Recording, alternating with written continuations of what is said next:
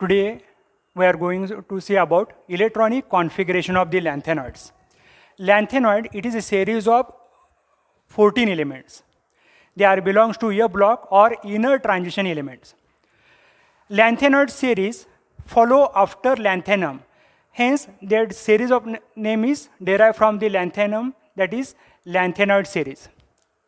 Now we see about electronic configuration. First of all, we see electronic configuration of the lanthanum. Atomic number of lanthanum is 57. याच्या अगोदरचा inert gas आहे xenon, याचा atomic number आहे 54. Then how many electrons are remains? 3. So out of 3 electrons, 2 electrons comes in 6s orbital. 1 electron is left, which is come in 5d orbital, and 4f orbital remains empty. That's why lanthanum is a d block element, not belongs to f block. Lanthanum is d block element. After lanthanum, electrons are successfully or progressively filled in f orbital. Next element, cerium. Its atomic number is 58. Xenon core completed again. Then 2 electrons comes in 6s. आता शिल्लक electron अजून 2 राहिलेले आहेत. एक electron 5d मध्ये येईल आणि एक इलेक्ट्रॉन हा 4f ऑर्बिटलमध्ये येईल.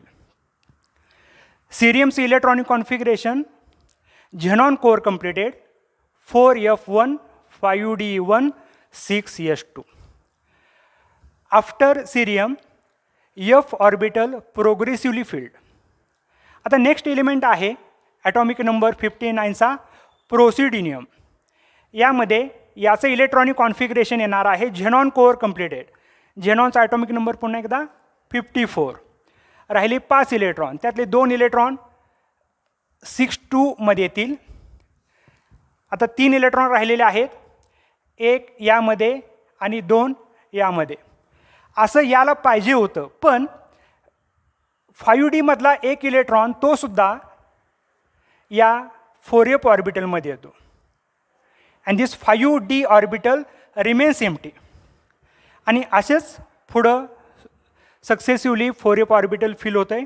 आता निओडिनियमचं बघूया. Atomic number 60, 6s2, 5d0 and 1 more electron, that is 4f4. Promethium 6s2, 5d0, 4f5. Samarium atomic number 62, 6s2, 5d0, 4f6. Atomic number 63, europium. Add 1 more electron in 4f orbital. Its electronic configuration is xenon core completed, 4f7, 5d0, 6s2. Then we go towards the gadolinium, atomic number 64. You always keep in mind that any orbitals remains empty or half filled or completely filled, then it get extra stability. In case of gadolinium, atomic number 64. यामध्ये xenon core completed आहे. 4f ऑर्बिटलमध्ये आता किती electron येतात आपण बघू. यामध्ये 6s2, 5d आणि 4f. या युरोपियम नंतर यामध्ये इथं 8 इलेक्ट्रॉन यायला पाहिजे होते, पण 8 इलेक्ट्रॉन न येता ह्यामध्ये 7च इलेक्ट्रॉन येतात आणि अजून एक इलेक्ट्रॉन हा 5d मिळतो. In this case गॅडोलिनियम A block चे एकूण 7 ऑर्बिटल्स असतात. प्रत्येकामध्ये सिंगल इलेक्ट्रॉन असेल तर या एलिमेंटला एक्स्ट्रा स्टॅबिलिटी मिळते. म्हणून 4f ऑर्बिटलमध्ये इथं 7च इलेक्ट्रॉन राहतात आणि एक इलेक्ट्रॉन हा 5d मध्ये जातो.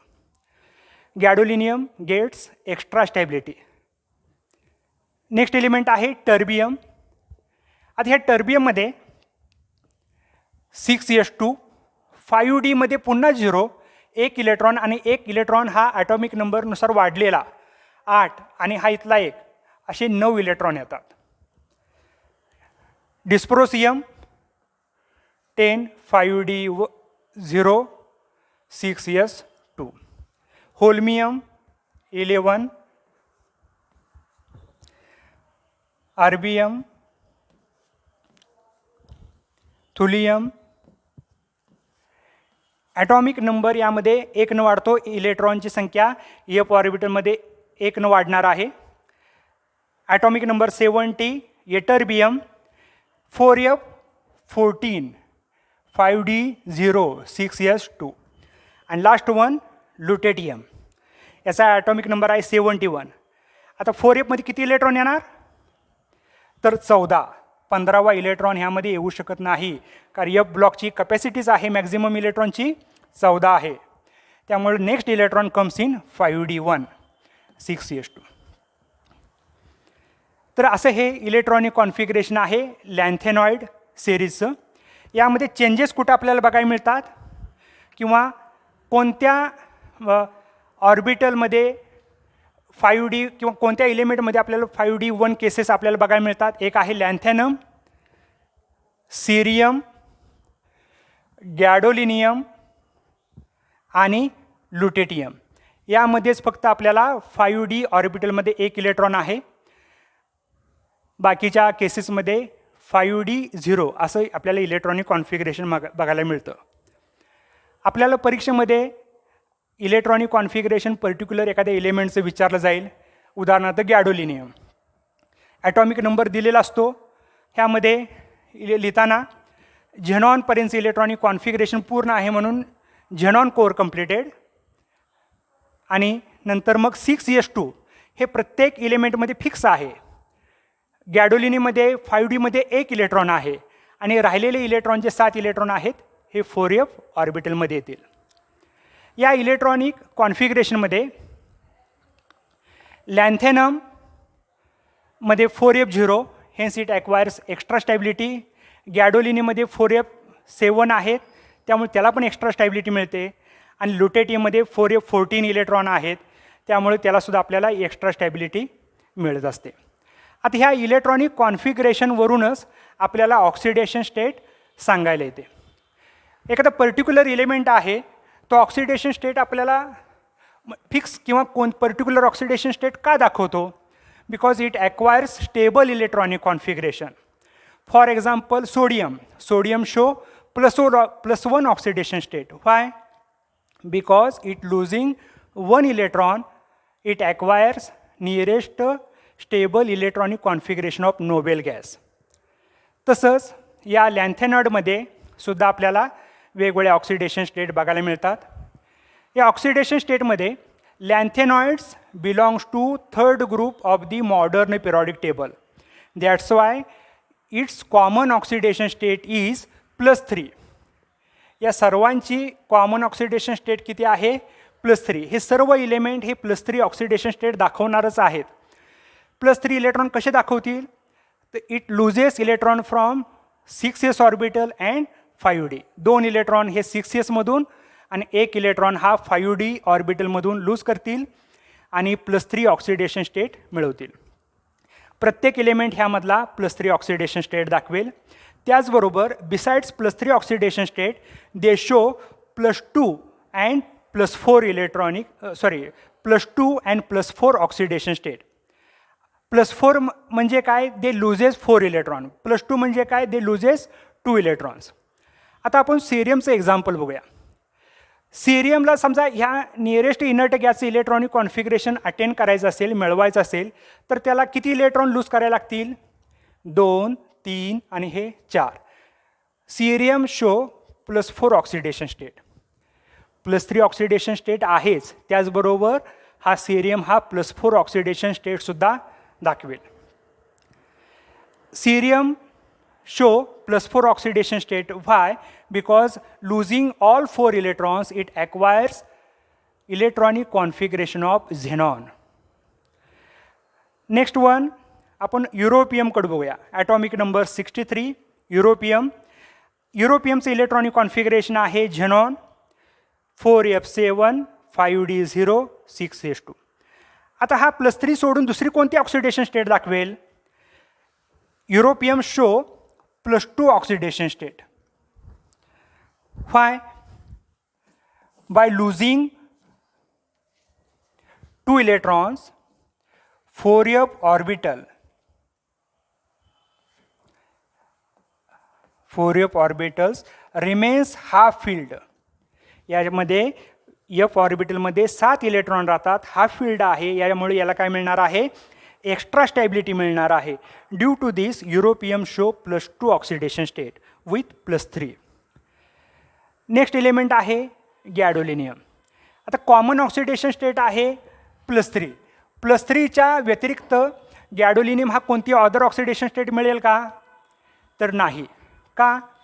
तर हे +3 ऑक्सिडेशन स्टेट मिळाल्यानंतर gadolinium acquires half filled electronic configuration and hence get extra stability. That's why gadolinium show only +3 oxidation state. Next, terbium. Terbium मध्ये 4f मध्ये 9 इलेक्ट्रॉन आहेत, 6s मध्ये 2, 5d zeros आहे. यानी 6s मधले 2 आणि 4f मधले 2 इलेक्ट्रॉन असे 4 इलेक्ट्रॉन लूज केले. It again acquires f0 configuration. Sorry, f7 configuration. It acquires f7 configuration. That's why it get extra stability. Hence, terbium show +4 oxidation state. अशा आपल्याला वेगवेगळे ऑक्सिडेशन स्टेट आपल्याला ह्यामध्ये बघायला मिळतात. त्याचबरोबर शेवटचे 2 एलिमेंट आहेत. Atomic number 7T एटरबियम. एटरबियम आता कोणती ऑक्सिडेशन स्टेट दाखवणार? It shows +2 oxidation state. By losing 2 electron, it acquires completely filled F14 configuration. That's why it's acquire extra stability. And last one, lutetium, it show its common oxidation state, that is +3. Lanthanoids show +3 oxidation state as a common oxidation state. Besides +3 oxidation state, they show +2 and +4. +2 आणि +4 ह्या oxidation ज्या एलिमेंटमध्ये मिळतात त्या oxidation स्टेटमध्ये ते element extra stability acquire करतात. त्यामुळं +3च्या व्यतिरिक्त ह्या +2 आणि +4 ह्या वेगवेगळ्या ऑक्सिडेशन स्टेट आपल्याला बघायला मिळतात. ओके.